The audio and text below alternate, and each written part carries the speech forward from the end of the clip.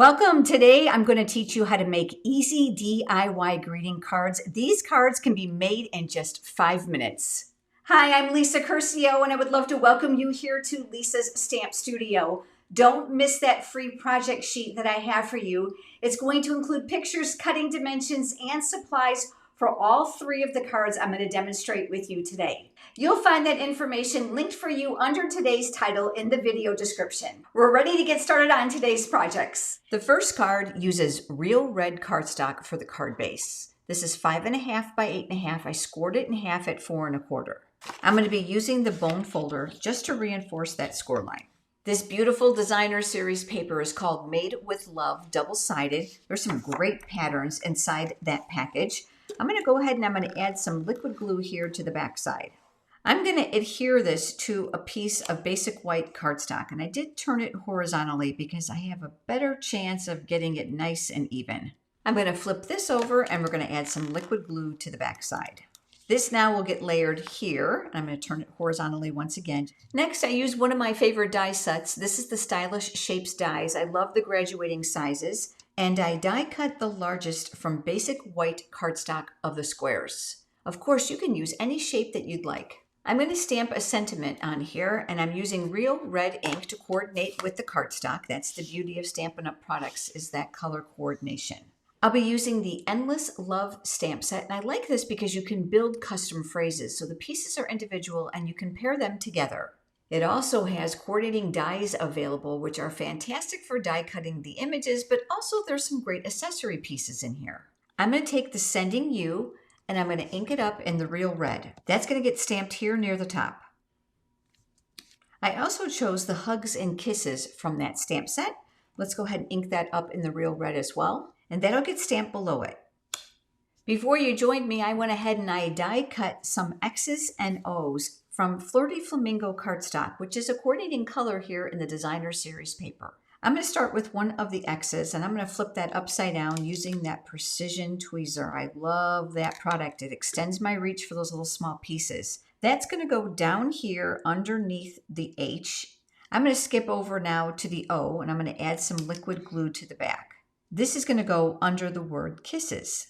Now we're going to fill in. I find it easier to do the first and the last one, and then go ahead and then fill in the other pieces. So I'm going to come over here to another O. I've got my liquid glue added, and this now is going to go here next to the X. And then of course we've got our last piece to fill in here. And that one will go right between these pieces. This empty area at the bottom, you can do all kinds of fun things, but I went ahead and I die cut one of those adorable arrows, and I picked up the real red. Once again, I'll use those reversible tweezers to extend my reach. You'll find those linked for you on my website under Shop Craft Room Favorites. I think you're going to love them as much as I do. They make handling these small pieces so much easier. And then that's going to go here to fill up that space and just adds to the credence of our sentiment. We're going to take this piece now and we are going to flip it upside down. I'm grabbing my dimensionals. These are pre-cut pieces of foam tape, and I'm going to add these to the back side. I'm going to ready this for the next step. Now this one is slightly different than the one that's going to be inside your free project sheet. And the reason is I like to give you some alternate ideas because you may have different supplies at home than I have. Coming back here to the card base, I pull out a piece of ribbon from Artillery that I had. This is old, but I love that iridescent look. So I'm going to put it on an angle just to break up some of that. And we're going to zigzag this back and forth. Once you have it zigzagged, you can certainly use glue dots or dimensionals to adhere it, but I'm going to cheat. My best secret for you is household tape. This is a sizable panel, so I can use some household tape to hide this and tack this right down in place where I want it. The other thing I like about it is the household tape is easily lifted and shifted if you need to reposition it. So I'm going to take this now, I'm going to kind of hold it over the top, and that looks good. So I'm just going to give that a good smash so those ribbons are in place. And then we're going to center this here on the front of the card. This area needs a little bit of a trim, so I'm going to come up on an angle and give that a good cut. Last but not least, you can continue by adding more embellishments if you'd like, which is what I did all by itself on the card you'll see inside your project sheet. These are the pearlized faceted circles, and the camera is not going to pick up how stunning that they are. And you can mix and match with whatever you've got at home. Even rhinestones work. I'm going to work with a white one. So I'm going to pick one up and place it down here. I'm going to take a slightly smaller one and put it up here on an angle. And then finally one more here just to drag my eye up here near the top. Now I realize they may not show up really well on camera, but they are super stunning in person. And this 5-minute card is all finished. Our next card begins with Mossy Meadow cardstock. This measures 4¼ by 11. I did score it in half at 5½ inches using that bone folder once again. This time I've chosen a piece of designer series paper that's going to go here. I'm going to place it there just for a visual purpose so that I can stamp the greeting for this card next. I'm using the coordinating Mossy Meadow ink. Now you might think that the coordinating ink is not going to show up on the coordinating cardstock, but it does. And it's great for these highly pigmented inks. I've pulled out the word Spread Joy. That comes from the Sweet Bugs stamp set. Really cute, isn't it? It also has coordinating dies with some great accessory pieces, but the designer series paper that goes with this is fantastic. Not only is that where I got the pattern for this, but check this out. There are little pre-printed scenes that go on here. You'll see one missing that we're going to use that you can make quick cards with. This is great for scrapbooking too. So with this in place, just visually, I'm going to ink up the word Spread Joy, and that's going to get stamped here near the bottom. Now that I've got that positioned where I want it, let's go ahead and flip that over, and we're going to add our liquid glue to this piece of designer paper.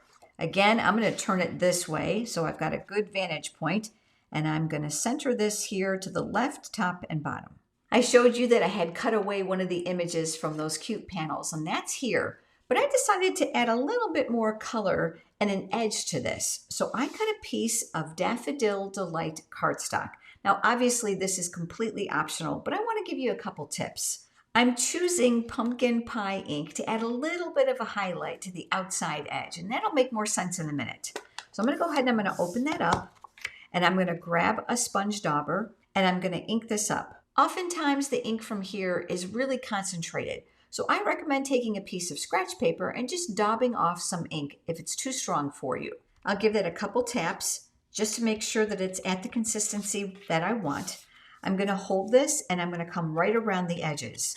A sponge dauber is wonderful for this because it allows you to get coverage in just a tiny area. So I'm going to go over the top, the bottom, and the side. I want a little bit of coverage here in the front, so I'm going to hold the dauber a little bit more forward and just brush on some shaded color. You can use sponge daubers in place of blending brushes, and I absolutely love that you can add a light coat of coverage or you can make it quite darker. Back here to that little panel, I'm going to take that piece that we just sponged and I'm going to add it here to the side. So I'm going to add a little liquid glue here. I'm going to lay it down on my silicone craft sheet. Adhesive, liquid glue, and hot glue will not stick to this. I'm going to center this now, leaving a small margin here, looking here and here to try to make it even, and we're going to press that in place. I'm going to flip this over to what will be my wrong side, and we're going to balance some dimensionals on the back. So I'm going to go each of the 4 corners. I'm also going to make sure that I brace the outside edges, and the reason I'm using so many is because this is designer series paper, and it tends to be a bit flimsier than regular cardstock. Now I'm going to use my Take Your Pick tool to remove the paper backings from those dimensionals. This now is going to get centered here, leaving some of the designer series paper we originally placed showing.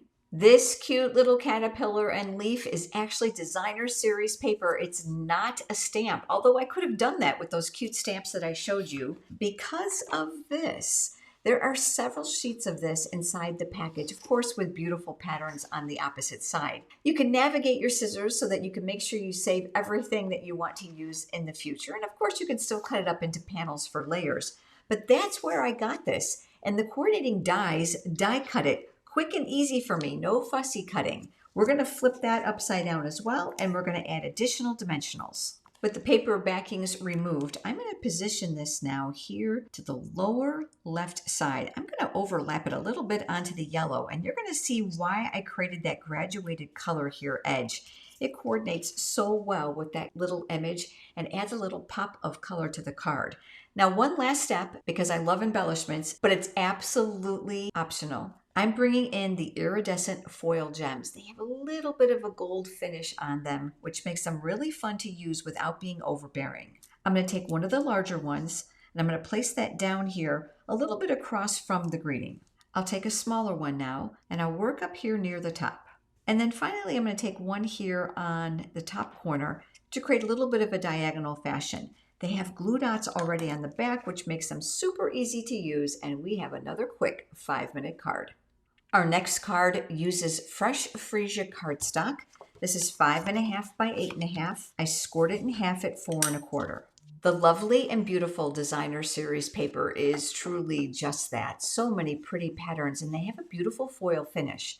But for this layer, I'm going to be using this side, and I'm going to be placing it on an additional layer of basic white cardstock. Flipping that over, I'm going to add some liquid glue here to the back side. I'm going to turn this sideways to make it easier visually for me to add this layer, looking for a small margin of that white all the way around. I'm going to flip this over, and we're going to add some more liquid glue here to the back side. That now will go here on the front of the card base. And again, I'm going to turn it sideways because it makes it easier for me to find that little border. More designer series paper. And keep in mind, if you don't have designer series paper, consider cardstock. You can even emboss a panel that's this size. And of course, those sizes are inside your project sheet. That's going to get layered here on another piece of basic white. If you don't want to layer this piece, you don't have to. I just like the continuity of the layers between this and of course the card base layers. We're going to flip this over and add more glue. This now will get it here near the top. So I'm looking to see if the top, right, and left are about equal. And if they are, we're going to go ahead and tack that in place. Next, I have a tiny piece of basic white cardstock here. Now keep in mind, you can always stamp first, then cut. This just works best for me. I'm using basic gray ink for this. A tip for you is whenever you're using softer colors, you can gravitate away from black and use a gray, and it shows up beautifully, and it creates a little softer appearance. I've chosen the word Happy Birthday, and that's from the Lovely Arrangements stamp set. And just like I've showed before with other products, this has coordinating dies for the images and some great background pieces. Let's ink this up in the basic gray, and that's going to get stamped here. I'll be using my reversible tweezers to help me extend my reach on this small piece, and we're going to add some liquid glue here to the back side. This piece is now going to align to the white layer that's here underneath the designer series paper. So I am covering up the bottom edge of this layer. Next, I have a piece of basic white cardstock, and from that same stamp set, I've pulled out one of the floral images. I'm going to ink that up in the basic gray ink, and we'll stamp that here. Oftentimes we look at floral images and think, oh my gosh, we've got to color it. It's going to take too long. But I'm going to give you a fast way to color. And this is great for those softer shades. I'm using an alcohol-based Stampin' Blends marker in the Fresh Freesia. And I am going quick. And I don't even care if I'm leaving white areas because that's going to leave credence for highlighting. The markers are dual-ended, so you can pick which end works best for you. And I'm just going to work around the silhouette of the flower. Since it's an alcohol-based marker, you're going to notice that it's going to dry very quickly. But the beauty of alcohol-based markers is it allows you to add additional color and do some shading. You can see as it's drying, this is becoming lighter than this. While that finishes processing, let's work on the center. I'm using the light daffodil ink here. Going to add a little bit of a center to our flower for some color. I chose the color because it's also in the designer series paper. Coming back to the flower, I'm now using the coordinating dark color. These two come together as a combination. You see the lines that are there? Those are the artist's sheet marks. And you can also add more if you'd like. And I'm going to come around, I'm just going to blend in those lines into what I've already placed. You can see how quick this is. Now, of course, you can go back to the light and blend it out even further, but I'm going to leave it. I'm going to come in now next with the light peach pie. It's the same color that's in the designer series paper. I'm going to add a little extra color all the way around the outside. Of course, you can use the coordinating dies, but we're not going to do that today. We're going to use punches, which is even faster. This is the 1 7/8 inch circle punch. I'm going to line this up right around that flower where I want it. Gently squeeze. It's going to hold the punch in place so that you can punch out your image. I'm now using the 2 inch circle punch, and I've got a piece of fresh freesia cardstock here. These two pieces are going to go together. Alcohol markers will bleed through your cardstock, so make sure you're always working on a protected work surface. This is going to get mounted here, leaving a border all the way around. Let's flip that over. Let's add a few dimensionals here to the back side. Make sure they're well balanced for mailing. I'm going to remove the paper backings. This image now is going to get mounted here to the lower right side. I want to make sure that I've got a little bit showing here and not covering up the greeting. Finally, the last step, of course, is an embellishment, and you can skip this if you'd like. But I'm using the frosted iridescent dots. Look at those beautiful colors. For this card particularly, I'm going to go with those frosted white ones. With glue dots already on the back, it makes them easy to use.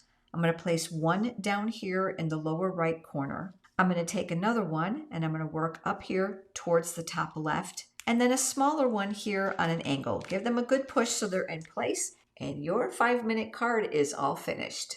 I think you're going to agree that 5-minute cards can be pretty and quick all at the same time. Whether you're creating for a specific holiday or just to cheer someone up or to celebrate an occasion, I hope these layouts, color combinations, and ideas really inspire you. As always, I would love to know your favorite. Do me a favor and pop down right now in the comments and let me know. How simple do you like to go, and do you love layers like I do? Your feedback is super important to me as I design future projects for you. And speaking of future projects, you're not going to want to miss this. The online stamping retreat only happens 3 times a year, and session number 1 for 2026 is right around the corner, and registration is open. It's going to be in the US on January 17th, which is the same date for Canada as well as Europe. If you live in Australia or New Zealand, that will be January 18th. If you're wondering what the online stamping retreat is all about, it is a full day of live demonstrations for fun fold cards. Gina and I partner with Kylie Bertucci, who is a Stampin' Up! Demonstrator in Australia, and her amazingly talented husband, Bruno. These fun fold cards are not only going to inspire you, but they're going to teach you step by step. The best part about this event is not only are you going to be able to join us live, or perhaps not, you have lifetime access to all the video recordings from the live stream event so that you can stamp along with us from home at your own pace. In addition to that, you're going to receive a huge PDF tutorial booklet. It's going to contain 32 projects in all. And the best part about this booklet, it is thumbnail photo driven. So you can click on the picture of the card that you want to go to, and it's going to take you right to that specific page. And did I mention that we do 50 giveaways during the sessions? Online Stamping Retreat is $45 for the whole day. And as I said, you do get lifetime access. We would love to have you join us for this exclusive event. Head over to onlinestampingretreat.com and register today for the January 17th or January 18th event, depending on your location. And if you love being in the know like I do, make sure you head over to my website at lisasstampstudio.com. Scroll all the way to the bottom and click on that little form to sign up for my free weekly e-newsletter. I will keep you in the know about all sales and promotions and upcoming events here at Lisa's Stamp Studio. All the products that I've used today, you'll see in the brand new mini catalog that debut on January 6th in 2026. Until then, take a look at these videos and how I can keep you inspired, and I look forward to seeing you soon. Have a great day.